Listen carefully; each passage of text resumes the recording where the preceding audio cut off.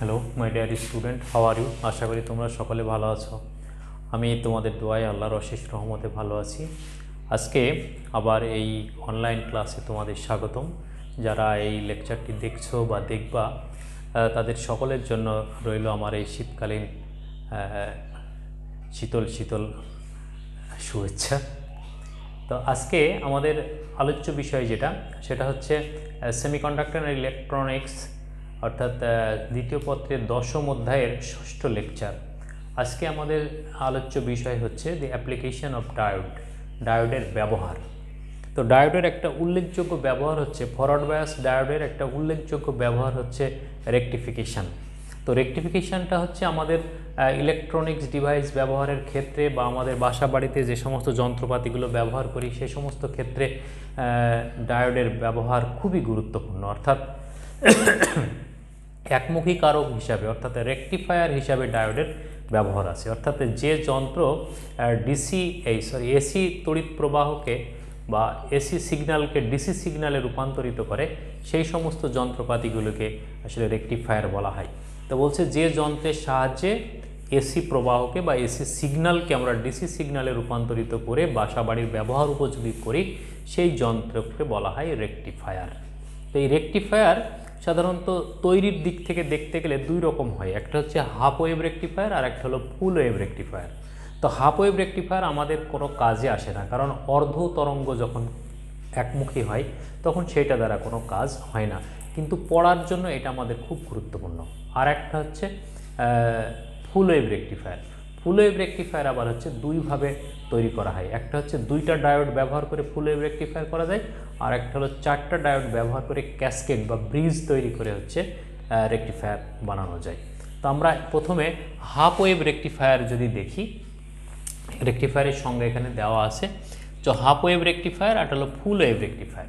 Half wave রেকটিফায়ারে একটি মাত্র ডায়োড ব্যবহার করা হয়, একটি মাত্র ডায়োড ডি। আর এখানে সবথেকে গুরুত্বপূর্ণ বিষয় হচ্ছে একটা স্টেপ ডাউন ট্রান্সফরমার। একটা স্টেপ ডাউন ট্রান্সফরমার নেওয়া হয়, যে ট্রান্সফরমারটা কি করে উচ্চ এসি বিভবকে নিম্ন বিভবে পরিণত করে, উচ্চ এসি বিভবকে নিম্ন বিভবে পরিণত করে। আসলে ডিসি ভোল্টেজ যেটা প্রয়োজন হয় বাসা বাড়িতে সেটা হচ্ছে 12 ভোল্ট বা তার নিচের ভোল্টেজগুলো সাধারণত। তবে সেই ক্ষেত্রে আমাদের এসি ভোল্টেজকে প্রথমে কমিয়ে নিয়ে এসে সেই কম মানের এসি ভোল্টেজটাকে হচ্ছে ডায়োডের মধ্যে ইনপুট করলে সেটা হচ্ছে রেকটিফিকেশান শুরু হয়। তো এই ডায়োডের মধ্যে যদি আমরা দিই তাহলে এইটা হলো আমাদের এসি সিগন্যাল, আর এইটা হলো আমাদের ট্রান্সফরমার, একটা স্টেপ ডাউন ট্রান্সফরমারের দুইটা প্রান্ত, একটা এম একটা এন। তাহলে এসি সিগন্যাল যখন আসবে তখন এই এসি সিগন্যালের সময়ে কখনো এম প্রান্ত পজিটিভ হবে, কখনো এন প্রান্ত পজিটিভ হবে। তো এরকম একটা সময় চলতেই থাকবে।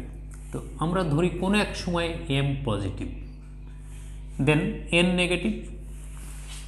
এম প্রান্ত যখন পজিটিভ হবে এন প্রান্ত তখন নেগেটিভ হবে। যখন এম প্রান্ত পজিটিভ হবে আমরা জানি পজিটিভ, আর ডায়োডের এটা হলো পজিটিভ প্রান্ত, এটা হলো নেগেটিভ প্রান্ত। তাহলে এই ডায়োডটা কী হবে, ফরওয়ার্ড বায়াস হবে। ফরওয়ার্ড বায়াস যদি হয় তাহলে এর মধ্য দিয়ে তড়িৎ প্রবাহিত হবে এই পথে। এই আরএলকে বলা হচ্ছে লোড রেজিস্ট্যান্স, অর্থাৎ আমরা যে অ্যাপ্লায়েন্সটা ব্যবহার করব, যে যন্ত্রটা ব্যবহার করব তার সিম্বলিক রোধ হচ্ছে আরএল, লোড রেজিস্ট্যান্স। তাহলে এই লোডে আমাদের হচ্ছে পজিটিভ হাফ সাইকেল পাওয়া গেল। At the same time M negative N positive. M যদি নেগেটিভ হয় diode D reverse bias, reverse bias যদি হয় এই ডায়োড হলো অফ। তাহলে এই ডায়োডের মধ্য দিয়ে কোনো তড়িৎ প্রবাহিত হবে না, তাহলে এদিক থেকেও কোনো তড়িৎ প্রবাহ আসছে না। তাহলে সেই ক্ষেত্রে আরএল কি হচ্ছে, আরএল এর মধ্যে কোনো তড়িৎ প্রবাহ পাওয়া যাবে না। তাহলে নেগেটিভ হাফ সাইকেল আমাদের ডায়োডে এই লোডে পৌঁছাতে পারছে না। তাহলে সেক্ষেত্রে কি হলো, যে পজিটিভ হাফ সাইকেলের জন্য আমাদের ডায়োড ফরওয়ার্ড বায়াস ছিল, ফরওয়ার্ড বায়াস থাকার কারণে আউটপুট পেয়েছি আমরা। রিভার্স বায়াস অর্থাৎ নেগেটিভ হাফ সাইকেল তখন রিভার্স বায়াস হয়ে যাচ্ছে। রিভার্স বায়াসের বেলায় দেখা গেল যে এই আউটপুট আমাদের অনুপস্থিত থাকছে, এই আউটপুট আমরা পাচ্ছি না। ঠিক পরের বার আবার কী হচ্ছে, যখন M positive D forward bias, তাহলে এইগুলো হচ্ছে আমাদের ডায়োডের আউটপুট, এইগুলো হচ্ছে ডায়োডের আউটপুট। কিন্তু এই অংশটুকু এর আমাদের লোডে অনুপস্থিত থাকছে। তাহলে লোডে যদি অনুপস্থিত থাকে তাহলে সেই আউটপুট তো আমরা পাচ্ছি না।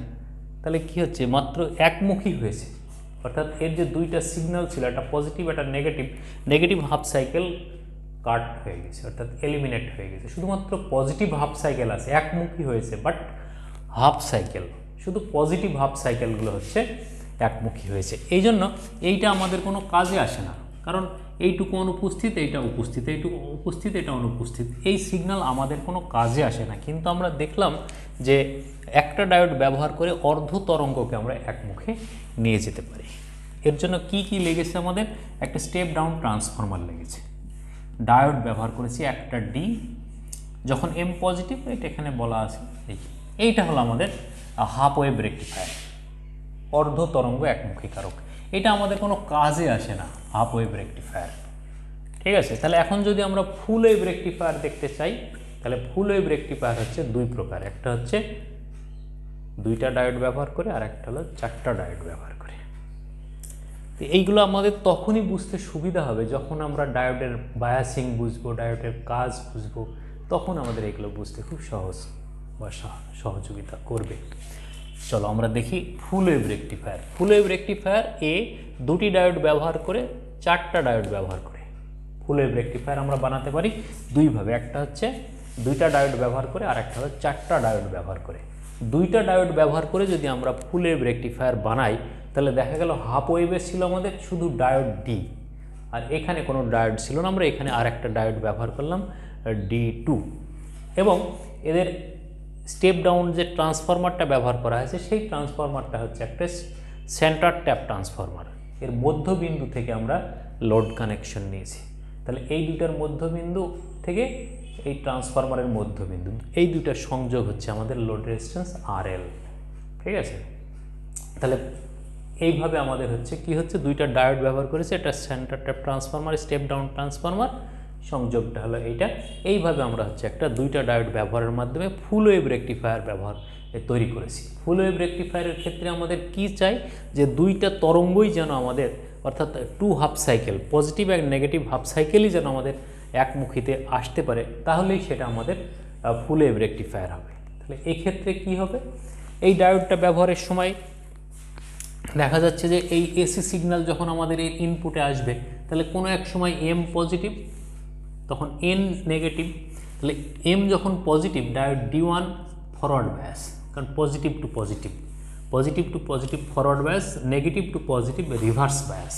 তাহলে D1 থেকে একটা তড়িৎ প্রবাহিত হয়ে এই তড়িৎ প্রবাহটা এই দিকে প্রবাহিত হবে। তাহলে পজিটিভ হাফ সাইকেলের জন্য ডায়োড D1 আউটপুটে একটা তড়িৎ প্রবাহ সাপ্লাই করলাম। ঠিক আছে, ঠিক পরের মুহূর্তে N positive, M negative. M যখন নেগেটিভ, তখন ডায়োড D1 হচ্ছে কি রিভার্স বায়াস, এম যখন পজিটিভ, ডায়োড D1 হলো reverse bias, and at the same time N negative, N positive, N যদি পজিটিভ হয়, ডায়োড D2 হলো আমাদের তখন ফরওয়ার্ড বায়াস। এই D2 যদি ফরওয়ার্ড বায়াস হয়, তাহলে এর সঙ্গে কী হবে, তড়িৎ প্রবাহ চলবে, এইভাবে আমাদের প্রবাহটা RL এর মধ্যে পৌঁছাতে হবে। তাহলে দেখা যাচ্ছে D1 আমাদের পজিটিভ হাফ সাইকেল লোডে পাঠাচ্ছে, আর D2 রিভার্স, D2 ফরওয়ার্ড বায়াসের যখন, তখন নেগেটিভ হাফ সাইকেল হচ্ছে আমাদের লোডের মধ্যে পাচ্ছি আমরা। তাহলে সেই ক্ষেত্রে কি হলো, যে টু হাফ সাইকেল, পজিটিভ এবং নেগেটিভ টু হাফ সাইকেল আমরা আউটপুটে পাচ্ছি। তাহলে ডায়োড D1 এর জন্য positive half cycle, diode D2 সময় নেগেটিভ হাফ সাইকেল, এটা এইভাবে আমরা হচ্ছে টু হাফ সাইকেল আউটপুটে পাচ্ছি। তাহলে এখানে দেখা যাচ্ছে যে পুরো তরঙ্গটাই আমাদের একমুখীতে চলে আসছে। তাহলে পুরো তরঙ্গটা যদি একমুখে চলে আসে, তাহলে এই জন্য এটাকে আমরা বলছি পূর্ণ তরঙ্গ একমুখী কারক। এখন কিন্তু আমাদের এসিটা ডিসিতে পরিণত হয়ে গেছে। এর আরেকটু কারুকার্য করলে আমাদের এই এসিটা, এই ডিসি সিগন্যালটা ব্যবহার উপযোগী হয়ে যাবে। ঠিক আছে, এর সাথে একটা ক্লিপিং সার্কিট লাগিয়ে দিতে হয়।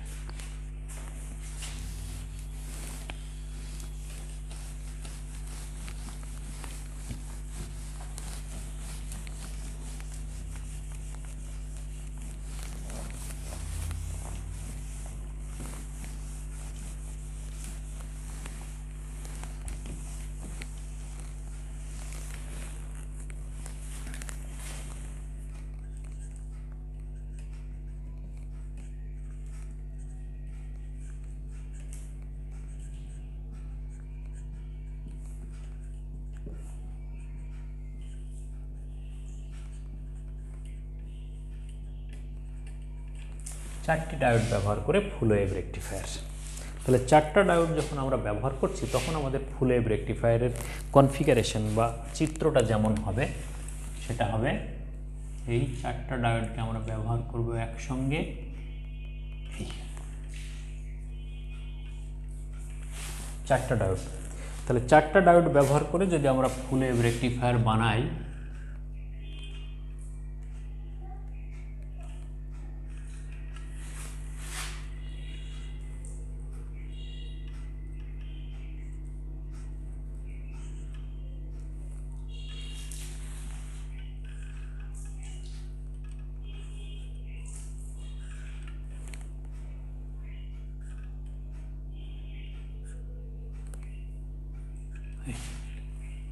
A B C D।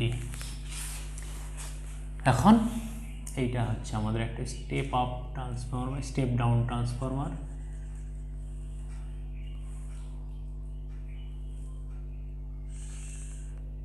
এই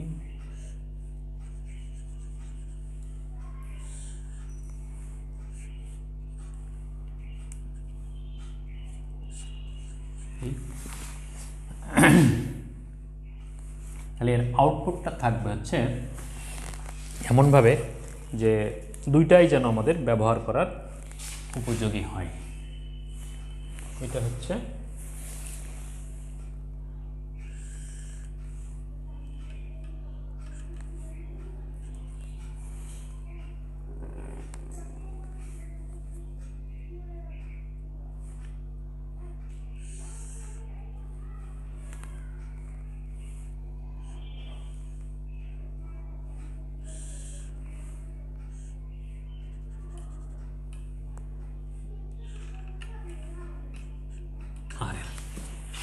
এই, তাহলে এটা ডায়োড D1, এটা হলো D2, এটা হলো D3, এটা হলো আমাদের D4, এটা M বিন্দু, এটা হলো N বিন্দু, এটা হলো আমাদের সিগন্যাল।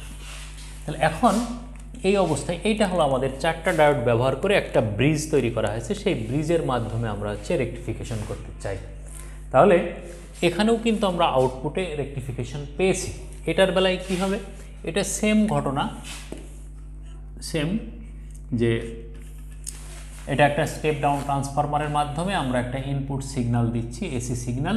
এই এসি সিগন্যালটা প্রথমে যখন যাচ্ছে তখন কোনো এক সময় এম পজিটিভ, এম যখন পজিটিভ এন তখন নেগেটিভ। এম যদি পজিটিভ হয় তাহলে কি হবে? এম যখন পজিটিভ তখন এই কারেন্ট এর মধ্যে দিয়ে আসলো, এখানে যখন আসলো এটা এ বিন্দু, এটা বি বিন্দু, এটা সি বিন্দু, এটা ডি বিন্দু। তাহলে এ বিন্দুতে যখন আসছে তখন দেখা যাচ্ছে এ বিন্দুতে যে পজিটিভ সিগন্যালটা এসছে সেই সিগন্যালটার কারণে D4 কিন্তু আমাদের রিভার্স বায়াস হবে, কারণ D4 এর নেগেটিভ আছে, এটা নেগেটিভ, এটা পজিটিভ, এটা পজিটিভ, এটা নেগেটিভ।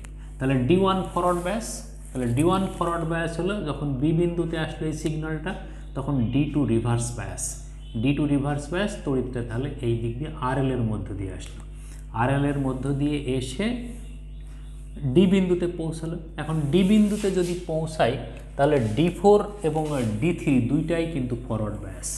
এখন কথা হচ্ছে তাহলে এই সিগন্যালটা কি D4 এবং D3 উভয়ের মধ্য দিয়ে যাবে? যদি D4 এর মধ্য দিয়ে যায় তাহলে কি হলো যে আবার এ বিন্দু হয়ে পজিটিভ প্রান্তের দিকে যাচ্ছে, যেটা সম্ভব না, এটা তড়িতের ধর্মের মধ্যে পড়ে না। এখন তাহলে কি হবে? তাহলে এই D4 কেন D4 এর মধ্য দিয়ে তড়িৎ প্রবাহ চলবে না এবং ডি বিন্দুতে এসে D3-র মধ্য দিয়ে তড়িৎ প্রবাহিত হয়ে সি বিন্দু হয়ে এন বিন্দুতে আসবে? তাহলে এম পজিটিভ হলে প্রবাহের দিক কি হবে? M A D1 RL D1 B RL হয়ে D, তারপরে হচ্ছে D3 CN। তাহলে পূর্ণ সাইকেল কমপ্লিট হয়ে গেল, এইভাবে তড়িৎ প্রবাহিত হলো। কিন্তু প্রশ্ন হচ্ছে D4-এ কেন যাবে না? এইটা একটা প্রশ্ন, ঠিক আছে? D4-এ কেন যাবে না? D4-এ যাবে না এই অর্থে কারণ এইটা পজিটিভ প্রান্ত, এটাও পজিটিভ প্রান্ত, দুইটাই পজিটিভ প্রান্ত যদি হয় তাহলে দুইটা বিভবের মধ্যে যদি উচ্চ বিভব নিম্ন বিভব থাকে তাহলে নিম্ন বিভব থেকে কখনোই উচ্চ বিভবে তড়িৎ প্রবাহিত হবে না। খুব ভালো করে খেয়াল করতে হবে, খুব ইম্পর্টেন্ট পয়েন্ট এটা, যে D1 থেকে যখন এ বিন্দু থেকে বি বিন্দুতে আসলো, এই D1 ফরওয়ার্ড বায়াসের কারণে D1-এ যদি এইটা আমাদের জার্মেনিয়ামের হয় ডায়োডগুলো, জার্মেনিয়ামের, তাহলে D1-এ 0.3 ভোল্ট ড্রপ হবে, 0.3 ভোল্ট। তাহলে 0.3 ভোল্ট ড্রপ যদি হয় তাহলে দেখা গেল যে আমাদের এটা 20 ভোল্টের সিগন্যাল যদি হয় তাহলে এখানে আমাদের কত পাবো, 19.7 RL এর মধ্য দিয়ে আসবে এসে এইখানে, তাহলে কত, 19.7, এখানে 20, এটা 19.7, তাহলে এইটা নিম্ন বিভব, এইটা উচ্চ বিভব, তাহলে D4 এর মধ্য দিয়ে তড়িৎ প্রবাহিত হবে না। আমাদের এইটা খুব ভালো করে খেয়াল রাখতে হবে, এই পয়েন্টটা আমাদের নোট করতে হবে যে এই ডি বিন্দুতে যখন আসবে তখন কেন D4 এর মধ্য দিয়ে প্রবাহিত হবে না, কারণ ডি বিন্দুর বিভব আর এ বিন্দুর বিভবের মধ্যে এ বিন্দুর বিভব বেশি আর ডি বিন্দুর বিভব কম। এ বিন্দুর বিভব থেকে এইখানকার নি ভোল্টেজ বাদ দিয়ে যেটা থাকছে সেইটা আমাদের হচ্ছে ডি বিন্দুতে এসে বিভবটা পাওয়া যাচ্ছে। তাহলে এই বিভবের মান এ বিন্দুর বিভব অপেক্ষা যদি জার্মেনিয়াম ডায়োড হয় তাহলে 0.3 ভোল্ট, সিলিকন ডায়োড হলে 0.7 ভোল্ট কম হবে। তাহলে যে পরিমাণে কম হোক তাহলে এ বিন্দুর বিভব বেশি, ডি বিন্দুর বিভব কম, অতএব D4 এর মধ্য দিয়ে কোনো তড়িৎ প্রবাহ চলবে না। এইটা ড্রপ করে, D4 ড্রপ করে। তাহলে এটাকে যদি আমরা VA বলি তাহলে VA is greater than VD, সুতরাং D4 এর তড়িৎ প্রবাহ চলবে না। পরের হাফ সাইকেলে কি হবে, এইটা নেগেটিভ এইটা পজিটিভ, তাহলে এইটা যখন পজিটিভ হবে তখন প্রবাহটা এইখানে গেল সি বিন্দুতে, সি বিন্দুতে যখন গেল তখন হচ্ছে D3 negative, D2 forward bias, তাহলে D3 ফরওয়ার্ড বায়াসের তড়িৎ প্রবাহটা এই দিকে গেল, D1 রিভার্স বায়াস এইদিকে তড়িৎ প্রবাহ যেতে দেবে না, তাহলে বি বিন্দু হয়ে RL এর মধ্য দিয়ে ডি বিন্দুতে আসছে। এখন ডি বিন্দুতে যদি আসে, ডি বিন্দুতে এসে তাহলে কি হবে, এই একই নিয়মে আগের যে কারণে D4 এ গেল না, এখন সেই একই কারণে D3 এর মধ্য দিয়ে প্রবাহটা আসবে না, কারণ এই বিন্দুর বিভব আর এই বিন্দুর বিভব 0.3 ভোল্ট ডিফারেন্স, যার কারণে নিম্ন বিভব থেকে কখনোই উচ্চ বিভবে তড়িৎ প্রবাহিত হবে না। D4 এর মধ্য দিয়ে এ বিন্দু হয়ে এম বিন্দুতে যাবে। তাহলে দ্বিতীয় হাফ সাইকেল বেলায় কি হবে, যখন N পজিটিভ হলে প্রবাহ তাহলে কোথায় থেকে যাচ্ছে, N থেকে শুরু হলো, N থেকে যাবে সিতে, সি থেকে গেল D2, বি বিন্দু, RL হয়ে ডি বিন্দু, ডি বিন্দু থেকে কোথায় যাবে, D3-তে যাবে না, D4 এর মধ্য দিয়ে যাবে, তাহলে D4 এর মধ্য দিয়ে এ বিন্দু হয়ে এম বিন্দুতে, সাইকেল কমপ্লিট হলো। তাহলে দেখা যাচ্ছে যে পজিটিভ এবং নেগেটিভ উভয় হাফ সাইকেলই RL এর মধ্য দিয়ে প্রবাহিত হচ্ছে। তাহলে RL এর মধ্য দিয়ে যদি প্রবাহিত হয় তাহলে আমরা ঠিক এইটার মতো একটা আউটপুট সিগন্যাল পাবো, আউটপুট সিগন্যাল পাবো। তাহলে আউটপুট সিগন্যালটা কত হবে আমাদের, আউটপুট সিগন্যালটা কেমন হবে আমাদের, এটার জন্য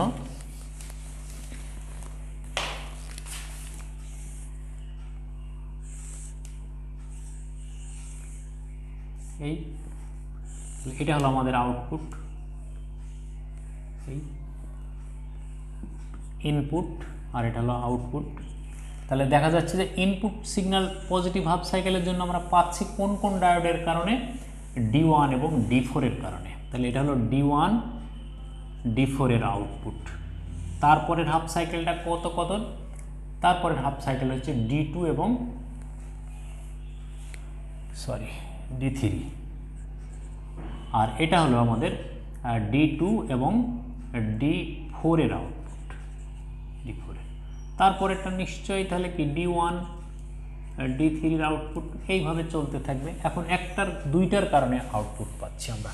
তাহলে এইটা কি হয়, দুইটা ডায়োড ব্যবহার করলে যেটা হয় সিগন্যালটা অনেক স্মুথ হয়, ব্যবহারটা অনেক সুবিধা থাকে। এই আর এখানে একটা সুবিধা যেটা, এখানে একটা সেন্টার ট্যাপ ট্রান্সফরমার প্রয়োজন, এখানে যে কোনো ধরনের একটা স্টেপ ডাউন ট্রান্সফার হলেই হয়। এখন প্রশ্ন হচ্ছে এই যে এইরকম একটা আউটপুট তৈরি হলো, এরকম একটা আউটপুট তৈরি হলো, তাহলে এই অংশটা ফিলিং করার জন্য আমাদের একটা ক্লিপিং সার্কিট দরকার।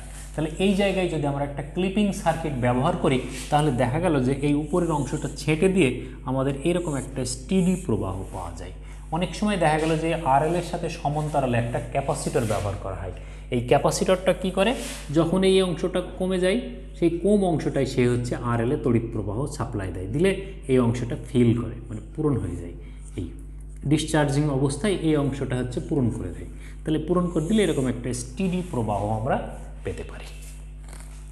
তো এই রেকটিফায়ার, এই 3 ধরনের রেকটিফায়ারের মধ্যে প্রথম প্রকারটা তো হাফ ওয়েভ রেকটিফায়ার, এটা দিয়ে কোনো কাজ হয় না। এই যে 2 প্রকারের যে রেকটিফায়ার আমরা দেখলাম, যে 2টা ডায়োডের মাধ্যমে ফুল ওয়েভ রেকটিফায়ার আর 4টা ডায়োডের মাধ্যমে ফুল ওয়েভ রেকটিফায়ার, এইটা ব্যবহার করে আমরা এসি প্রবাহকে ডিসি প্রবাহে পরিণত করতে পারি। এবং সেই ডিসি সিগন্যাল আমাদের জন্য খুবই প্রয়োজনীয় একটা ডিভাইস হিসাবে কাজ করবে, যেটা আমরা বাজারে অ্যাডাপ্টার হিসাবে ব্যবহার করি।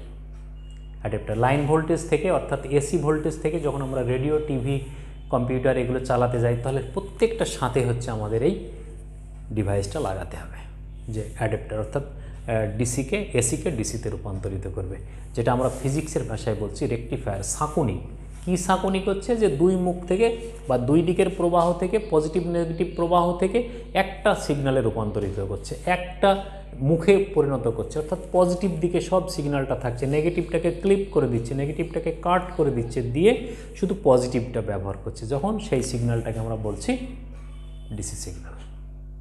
ঠিক আছে, তো ডিসি সিগন্যালই আমাদের বাসা বাড়িতে বা হোম অ্যাপ্লায়েন্স যত আছে, প্রায় ম্যাক্সিমাম হোম অ্যাপ্লায়েন্সই আমাদের হচ্ছে ডিসি সিগন্যালে চলে। তাই রেকটিফায়ার আমাদের জন্য খুবই প্রয়োজনীয় একটা ডিভাইস।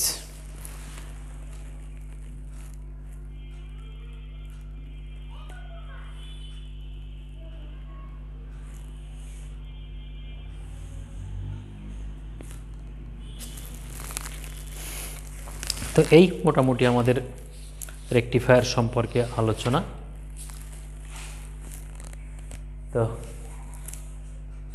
এগুলো তোমরা দেখবা, পূর্বের লেকচারগুলো ভালো করে দেখলে এই ডায়োডের রিভার্স ব্যাস, ফরওয়ার্ড ব্যাস, এগুলো সম্পর্কে মোটামুটি ধারণা পাওয়া যাবে। তো আজকের মতো এ পর্যন্তই। ভালো থাকো, সুস্থ থাকো, আল্লাহ হাফিজ।